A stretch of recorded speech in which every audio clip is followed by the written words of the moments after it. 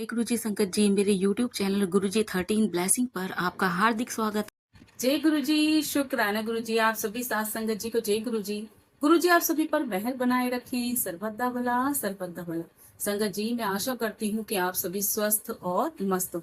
संगत जी जैसे कि मैं डेली आपके साथ में गुरु जी की पावन पुस्तक दिव्य आभा के सत्संग शेयर कर रही हूँ, आज उसी कड़ी को आगे बढ़ाते हुए आज का जो सत्संग है वो है दीप्तेंद्र शेखर चटर्जी अंकल जी का, जो कि गुड़गांव के एक निवासी हैं और वो कर्नल रिटायर हुए हैं, कर्नल की पोस्ट से रिटायर हुए हैं। अंकल जी बताते हैं गुरुजी से जब वो जुड़े थे तो उनके जीवन में क्या क्या परिवर्तन आए, उन्हीं का उन्होंने यहाँ पर विवरण दिया है, उसका वर्णन किया है। संगत जी जब हम गुरुजी से जुड़ते हैं तो हमारी जीवन कैसे परिवर्तित होता है ये तो आप सभी जानते हैं जो गुरुजी से जुड़े हुए लोग हैं। और जो गुरुजी के उस समय की संगत है जब गुरुजी चोले में थे तो उस समय का समा ही अलग होता होगा, ऐसा हम अनुभव कर सकते हैं। जब हमें इतना आनंद की प्राप्ति अभी हो रही है उनके विषय में बताते हुए, तो उस समय कितना ही आनंद होता होगा जब साक्षात गुरुजी चेयर पर विद्यमान रहते थे, अपने सिंहासन पर विद्यमान रहते थे और संगत उनके चरणों में बैठी होती थी। वो जो समा बनता होगा ना, वो आज हम फील कर सकते हैं, फील कर सकते हैं। वो जिया तो नहीं जा सकता संगत जी, क्योंकि जो चीजें हमने देखी नहीं लेकिन सुनी है संगत के माध्यम से। और क्या होता है कि जब हम गुरु जी से जुड़ते हैं तो अनेक ऐसे चमत्कार होते हैं जिसके लिए हम नहीं पाते, क्योंकि हमारी बुद्धि इतनी विकसित नहीं है और हम इतना लॉजिक के साथ चलते हैं ना संगत जी, हर चीज में हम तर्क वितर्क करते हैं। जब गुरु जी से के साथ जुड़ते हैं तो वो हमारे तर्क वितर्क सब कुछ खत्म कर देते हैं। आज का जो सत्संग है बहुत ही प्यारा और अद्भुत सत्संग है। जैसे कि आप सभी जानते हैं दिव्य आभा गुरु जी की जो डिवाइन बुक है, उसके तो सारे ही सत्संग एक से एक बढ़कर है। आपको इतने चमत्कार सुनने को मिलेंगे, बहुत ज्यादा, और वही चमत्कार आज के समय में भी हो रहे हैं। संगत जी सत्संग शुरू करने से पहले जैसे हम गुरु जी का मंत्र जाप करते हैं वैसे ही करेंगे। सत्संग पर मैं तो ये बोलती हूँ रूहानी सफर है एक तरीके से। जब हम गुरु जी को याद कर रहे हैं तो इस रूहानी सफर पर आगे बढ़ने से पहले हम गुरु जी का मंत्र जाप कर लेते हैं। ओम नमः शिवाय, शिव जी सदा सहाय। ओम नमः शिवाय, गुरु जी सदा सहाय। ओम नमः शिवाय, शिव जी सदा सहाय। ओम नमः शिवाय, गुरु जी सदा सहाय। जय गुरु जी, शुक्राना गुरु जी। संगत जी जय गुरु जी। अंकल जी लिखते हैं गुरुजी संग चमत्कारी वर्ष, कि किस तरीके से गुरुजी से जब जुड़े थे तो उनका वह चमत्कारी वर्ष रहा है। उसके बाद से इन्होंने कभी पीछे पलटकर देखा ही नहीं। अंकल जी लिखते हैं नवंबर 1984 में गुरुजी के संपर्क में आने के पश्चात मैं अपने आप को अति सौभाग्यशाली मानता हूँ। इस अंतराल में अब तक अनेक बार मुझे और मेरे मित्रों व परिचितों को गुरुजी का आशीष मिला। मैं उनमें से कुछ संस्मरणों का विवरण यहाँ पर कर रहा हूँ। गुरुजी को जब मैं पहली बार मिला तो एक स्कूटर दुर्घटना में मेरी पत्नी के बाएं कंधे का अस्थिबंध टूट गया था। पता लगा कि चंडीगढ़ में एक महापुरुष रह रहे हैं जिनके पास पीजीआई जैसे विख्यात संस्थान के चिकित्सक अपने असाध्य रोगियों को भेजते रहे हैं। हम उनके पास पहुंचे। उस समय से अब तक 22 वर्ष का समय हमने उस महानुभाव महापुरुष के चरणों में बिताया। अंकल जी कहते हैं गुरुजी से पहली बार जब जुड़े तो वह चमत्कारी वर्ष था कि किस तरीके से जीवन परिवर्तित हुआ। 1984 की बात करते हैं, 1984 की बात करते हैं कि पहली बार हम गुरुजी के संपर्क में आए थे। और मैं बहुत भाग्यशाली समझता हूँ कि गुरु संपर्क में आया हूँ। और ये बताते हैं कि जब गुरुजी से जुड़ते हैं ना, उसके पीछे कोई ना कोई कारण होता है। अब इनका कारण क्या था, इनकी परेशानी क्या थी, वो थी कि एक स्कूटर दुर्घटना में इनकी जो वाइफ थी अंकल जी की, उनका अस्थि बंद हो गया था, अस्थि बंद टूट गया था। यहाँ कहते हैं कि बाएं कंधे का, लेफ्ट कंधे का जो अस्थि बंध है, ये जो हमारा कंधा है, तो ये जो हमारी हड्डी है वो उनकी क्रैक हो गई थी स्कूटर दुर्घटना के अंदर। अब वो बड़े परेशान, और उन आंटी जी का ट्रीटमेंट जो चल रहा था वो चंडीगढ़ में ही कोई पीजीआई संस्थान था और वो बहुत फेमस संस्थान था, इंस्टीट्यूट था, वहां पर चल रहा था। अब क्या हुआ, जैसे ये वहां पर जाते रहे होंगे तो वहां पर चिकित्सक जो थे, जिन लोगों को परेशानियां होती थी, जिनके असाध्य रोग होते थे, जिन पेशेंट के, उन पेशेंट को वो गुरुजी के पास रेफर कर देते थे। अब ऐसे ही अंकल जी को पता चला, तो अंकल जी को भी किसी ने चिकित्सक के माध्यम से पता चला कि ऐसे गुरुजी हैं, एक महापुरुष हैं जो कि असाध्य रोगों को भी खत्म कर देते हैं, जड़ से ही खत्म कर देते हैं। अंकल जी को जब ये पता चला तो वो भी उनके पास पहुंचे। वो कहते हैं कि जब से 1984 से लेकर जब तक वो गुरुजी से जुड़े रहे, कहते 22 वर्ष हो गए हैं। देखिए संगत जी, जो ये सत्संग है ये बहुत पुराने सत्संग है। तो यहाँ पर हमारी मैंने आपको बताया ना कि हम कंफ्यूज हो जाते हैं पढ़ते पढ़ते भी, और वो भी हमें समझ में नहीं आता। तो 22 वर्ष का अंतराल ये अब का नहीं है, ये जब बता रहे 1984 से जुड़े थे, और जब इनका सत्संग यहाँ पर सम्मिलित किया गया तो वो 22 वर्ष उनको हो चुके थे संगत जी। तो अब तो और भी ज्यादा वर्ष इंक्लूड कर लीजिए, अगर अंकल जी अभी तक जुड़े हुए हैं, इतने ही साल हो गए अंकल जी को जुड़े हुए। तो अंकल जी कहते हैं कि 22 साल हो गए उस समय को लेकर, आज तक हम उन महापुरुषों के चरणों में जुड़े हुए हैं, उनके चरणों में हम समय बिता रहे हैं। आगे कहते हैं, जब हम उनके पास प्रातः 4 बजे पहुंचे तो उन्होंने मेरा हाथ अपने हाथों में ले लिया। ऐसा प्रतीत हो रहा था कि जैसे मेरे शरीर में अमृत प्रवाह हो रहा है। गुरुजी ने मुझे बताया कि मैंने एक मुखी रुद्राक्ष धारण किया हुआ है। उन्होंने यह भी बताया कि उस पर एक शिवलिंग बना हुआ है, जिसका मैंने विरोध कर दिया। उनके कहने पर मैंने उन्हें वह रुद्राक्ष दिखाया। उन्होंने वह रुद्राक्ष अपने हाथ में लेकर उसे गंभीरता से देखने की मुद्रा बनाई और फिर मुझे उस पर बने हुए शिवलिंग को देखने को कहा। वास्तव में वहां एक शिवलिंग था जो आज तक उस पर बना हुआ है। अब देखिए संगत जी, कहते हैं ना कि विश्वास नहीं होता शुरू शुरू में जब इस तरह की घटनाएं होती हैं। तो अंकल जी कहते हैं कि जैसे डॉक्टरों से पता चला था, तो अंकल जी आप देखा ना था, क्योंकि पत्नी परेशान है तो हम परेशानी में ही इधर उधर भागते हैं संगत जी। अगर कोई व्यक्ति बिल्कुल स्वस्थ हो, उसे कोई परेशानी नहीं, ना मानसिक पीड़ा हो, ना शारीरिक पीड़ा हो, ना आर्थिक समस्या हो, कोई भी परेशानी नहीं है, तो भगवान को क्यों मानेगा? वो तो बोलेगा जो कुछ है वो साइंस में, जो कर रहा हूं मैं ही कर रहा हूँ, और भगवान कुछ होता ही नहीं है। नास्तिक नहीं कह सकते हम ऐसे लोगों को, क्योंकि वो लॉजिक, उनको कभी कोई पीड़ा हुई नहीं, कोई परेशानी नहीं हुई। अब जिसकी जीवन में बचपन से लेकर बुढ़ापे तक परेशानियां ही परेशानियां, तो वो तो 10 जगह भागेगा।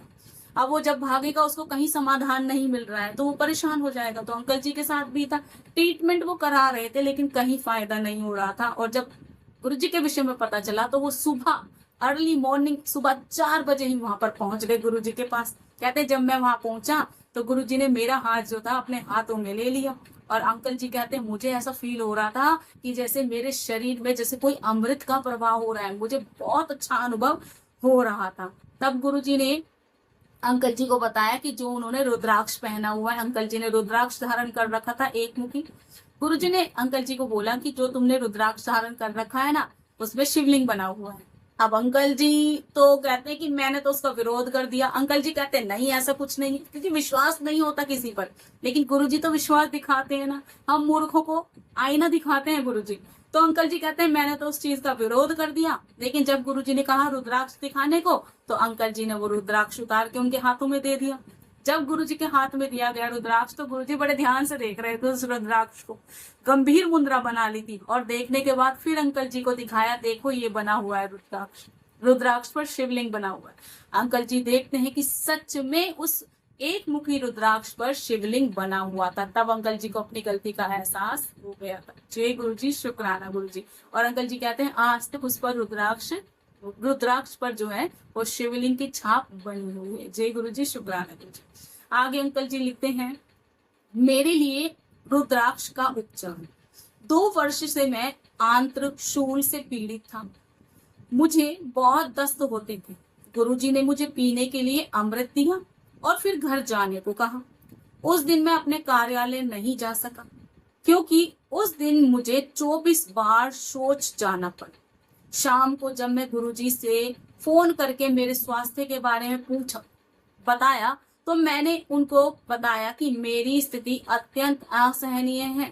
उन्होंने उसका प्रतिकूल दृष्टिकोण लेते हुए कहा, यह अच्छे चिन्ह है, रोग शरीर से बाहर निकल रहा है। अंकल जी कहते हैं कि गुरुजी ने रुद्राक्ष के द्वारा मेरा उपचार किया था।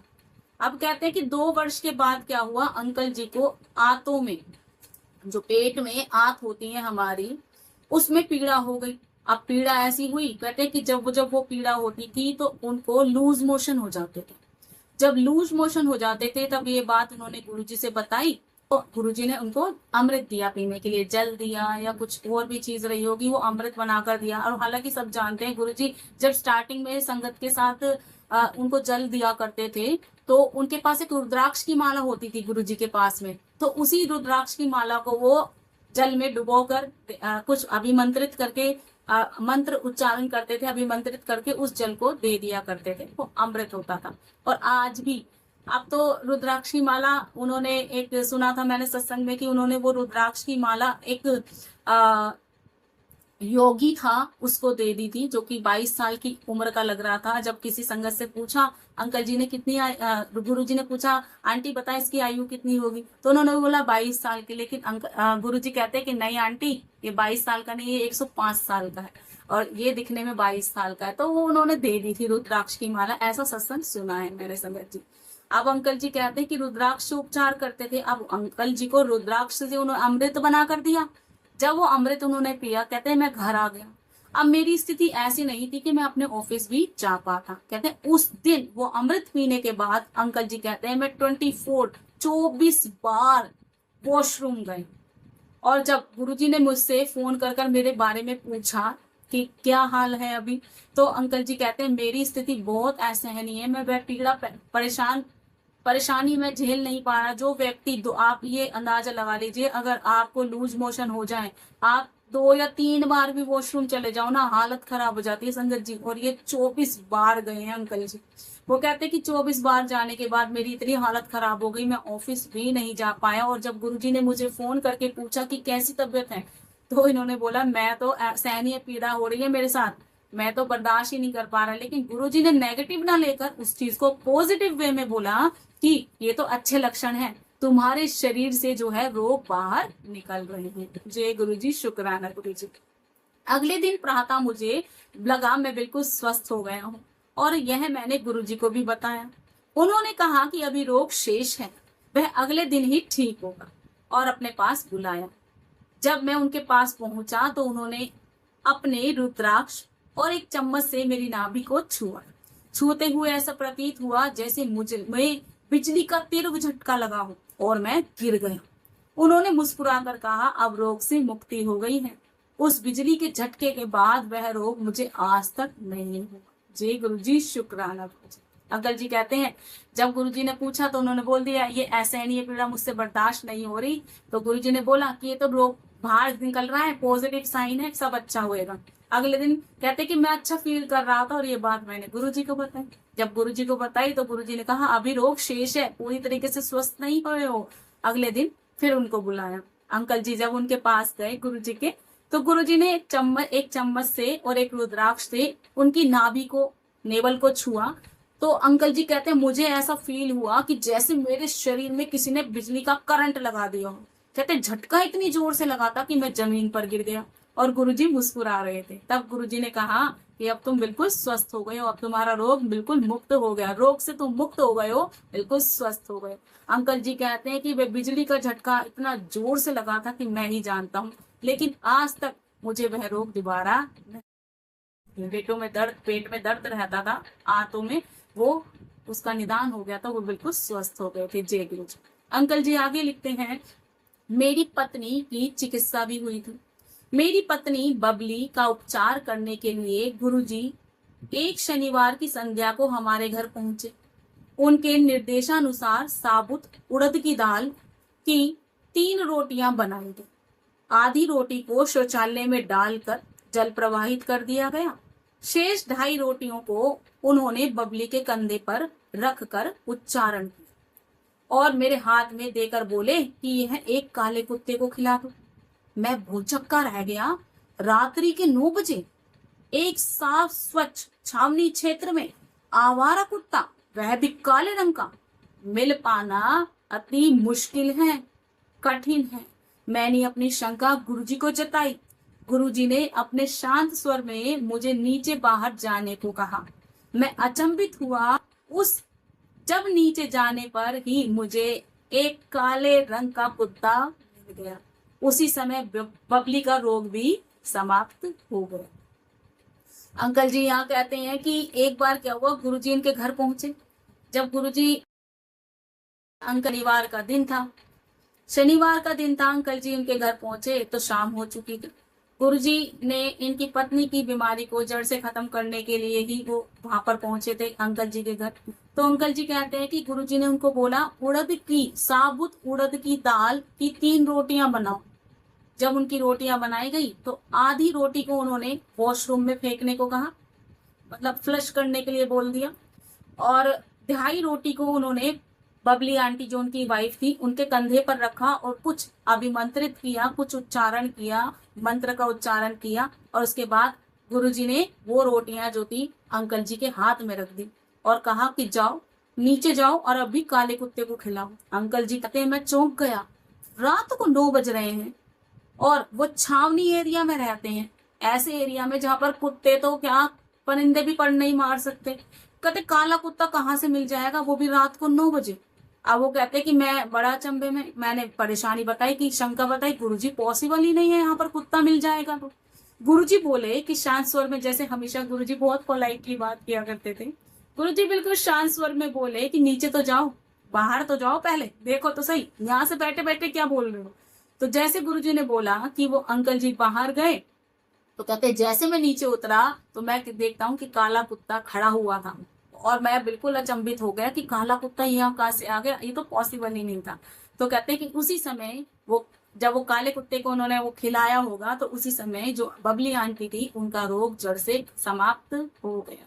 जी गुरुजी, शुक्राना गुरुजी। देखिए कृपा ऐसे होती है, गुरुजी सब जानते हैं, वो जानी जाने कब वो क्या करेंगे कोई कुछ नहीं जानता। एक दिन जब गुरुजी हमारे घर आए तो घर पर अनेक अतिथि थे। मेरी पत्नी ने बीच में एक बादाम का कटोरा रखा हुआ था। अचानक गुरुजी ने अपनी मुट्ठी भरकर बादाम उठाए और सब अतिथि को कहा, लो अखरोट खा लो, पिस्ता खा लो, किशमिश खाओ, कहते हुए बांट दिए। विस्मय की बात थी कि वह जिन फलों का नाम ले रहे थे बादाम उसी में परिवर्तित हो रहे थे। जय गुरु जी। ये अंकल जी एक और घटना बताते हैं कि एक दिन और गुरु जी हमारे घर आए। जब वो घर आए तो हमारे घर पर पहले से ही अनेक अतिथि मौजूद थे, गेस्ट आए हुए थे। उसी समय गुरु जी भी वहां पहुंच गए। कहते हैं मेरी पत्नी ने एक टेबल पर एक बाउल में बादाम रखे हुए थे भरकर। अब क्या हुआ, गुरुजी ने मुट्ठी भरकर बादाम उठा लिए। जब मुट्ठी भरकर गुरुजी ने बादाम उठाए तो जो अतिथि आए हुए थे, उनके गेस्ट थे, उनको वो देने लगे, अपने हाथों से वितरण करने लगे, बांटने लगे।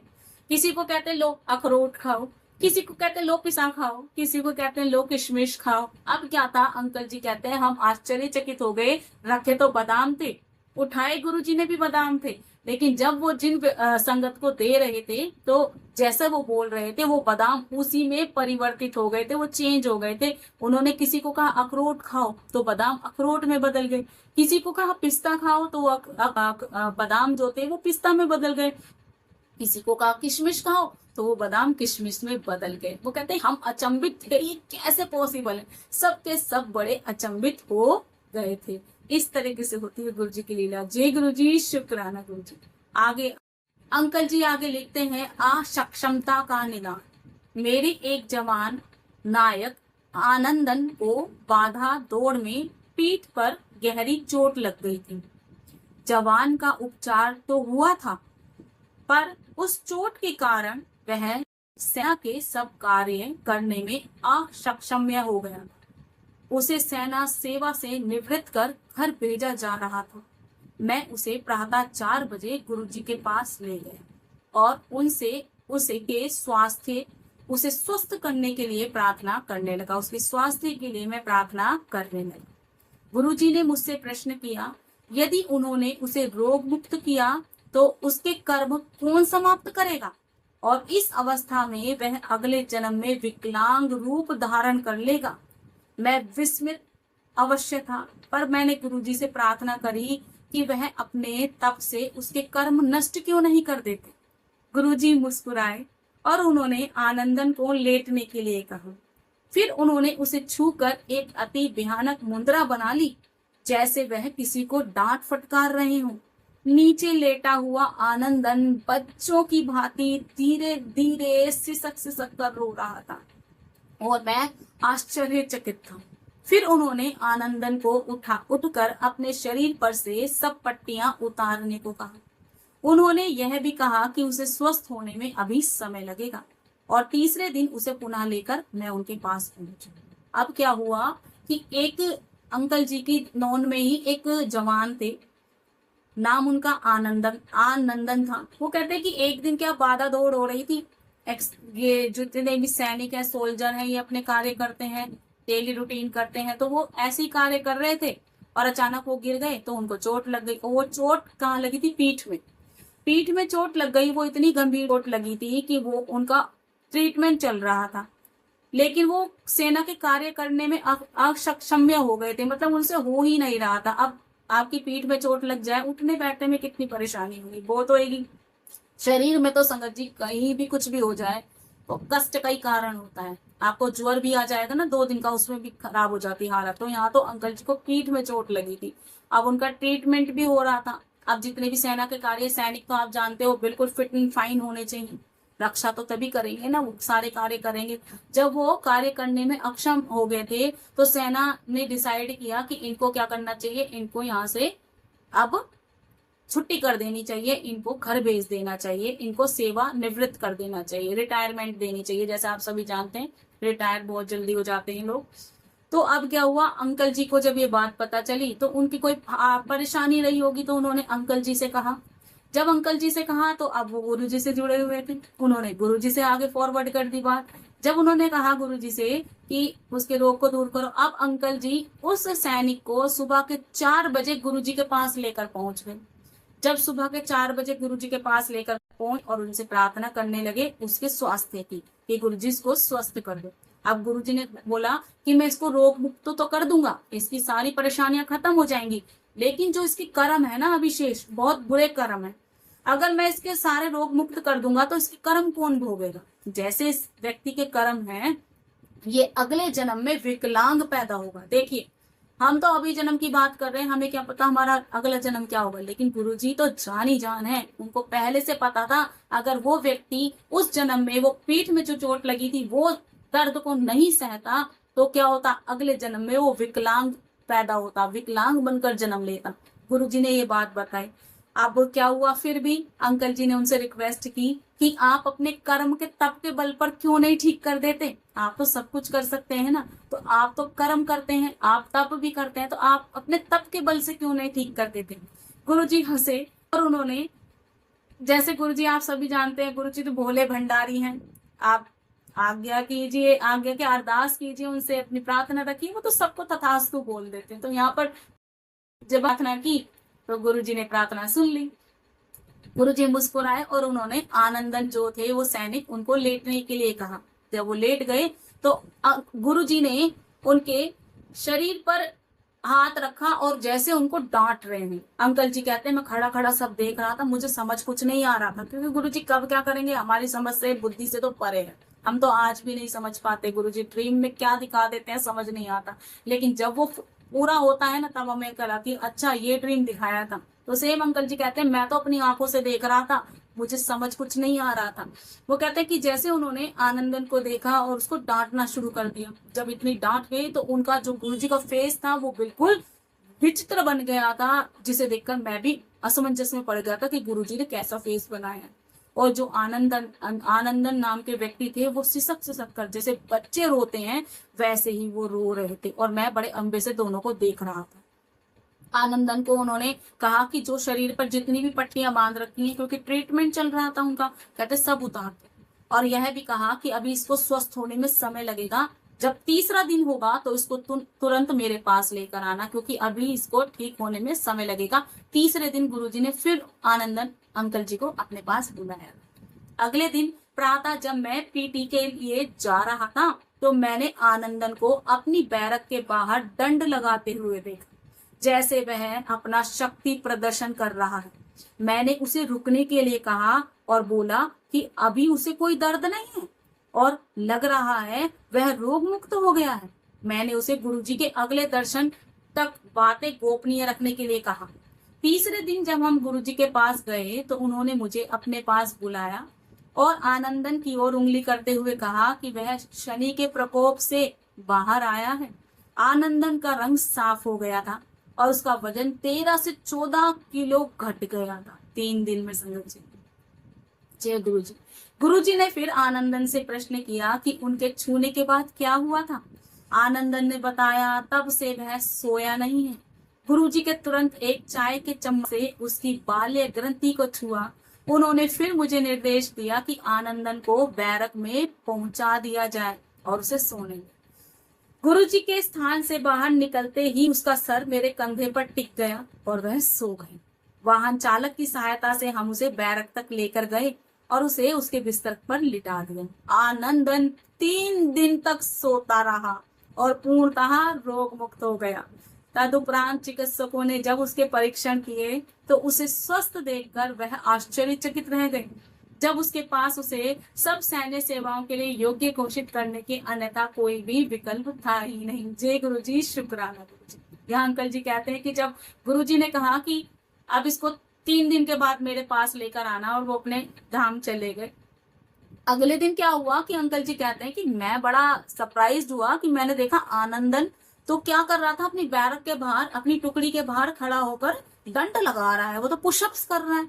कहता है मैं बड़ा परेशान, ये कैसे भाई, कल तक तो इसको बड़ी परेशानी थी, गुरुजी ने बड़ा चमत्कार कर दिया, आज तो ये पुशअप कर रहा है, अपनी शक्ति का प्रदर्शन कर रहा है। कहते मैंने उसको रोकने के लिए कहा कि भाई रुक जा, अभी तेरे वो परेशानी है, अभी तो स्वस्थ नहीं हुआ।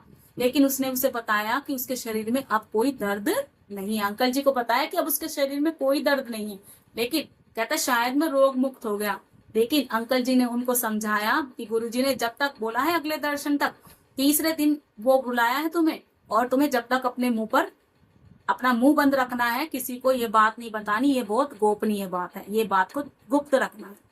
वो मान गए आनंदन जी। अगले 3 दिन के बाद जब वो गुरुजी के पास पहुंचे तो आनंदन जी की ओर गुरुजी ने उंगली करते हुए अंकल जी को बताया कि इनको, जो आनंदन नाम के व्यक्ति थे, इनको शनि की 7.5 लगी हुई थी। शनि का बड़ा प्रकोप था कि कुछ भी हो सकता था, और वो उसी से बाहर निकाला गुरुजी ने उनको। और ये भी बोला, जब उन्होंने देखा कि उनका रंग जो था वो धीरे धीरे ब्लैक हो गया था, लेकिन जब गुरुजी ने उपचार किया तो उसके बाद उनका कलर भी बिल्कुल फेयर हो गया था, पहले भी गोरे रहे होंगे। और कहते कि जो अंकल जी थे उनका 13 से 14 किलो वजन भी खत्म हो गया। देखिए 3 दिन के अंदर चमत्कार हुआ, 13 से 14 किलो वजन खत्म हो गया अंकल जी का। आगे कहते कि जब गुरुजी ने आनंदन नाम के उन व्यक्ति से पूछा कि बताओ जब मैंने तो हुआ था तो उसके बाद तुम्हें कैसा फील हुआ, तो आनंदन जी ने बताया कि वो 3 दिन से सोए नहीं है।